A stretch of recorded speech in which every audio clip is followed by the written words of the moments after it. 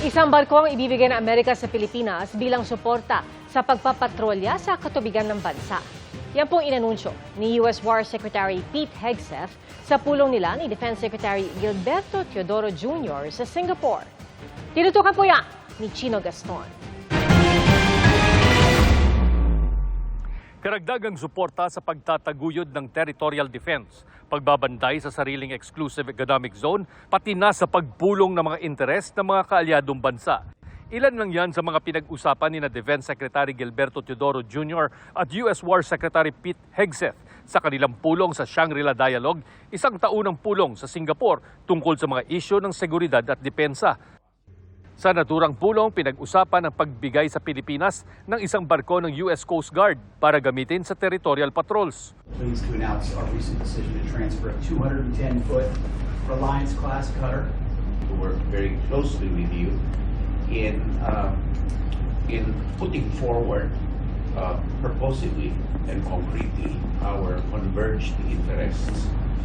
And we will be, as usual, listening and open to greater partnerships. And as we have always stated, that the defense partnership is the linchpin of a greater partnership of economic security, human security, and development for both countries. Nakipagpulong din si Teodoro sa Defense Minister ng South Korea. Natalakay naman ni Teodoro at ng Defense Minister ng Singapore ang pagkakaroon ng sariling Visiting Forces Agreement sa Pilipinas. Ilang beses tinangkang makapanayam ng mga umano'y Chinese media sina Teodoro at Bronner, pero hinarang sila ng mga taga-DND.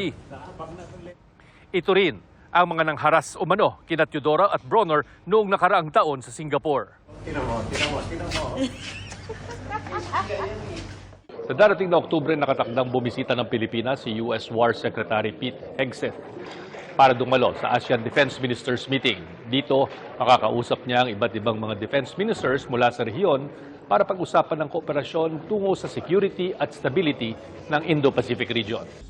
Nakasama rin sa ilang pulong sa Shangri-La Dialogue si AFP Chief of Staff General Romeo Bronner Jr. Kinumpirma ni Bronner na may isang man-made structure na namataan sa loob ng Baho de Masinloc. Nang iulat ito sa mga kaalyadong bansa sa rehiyon, nagpahayag daw ang mga ito ng pagkabahala. Chino Gaston, Nakatutok, 24 Oras.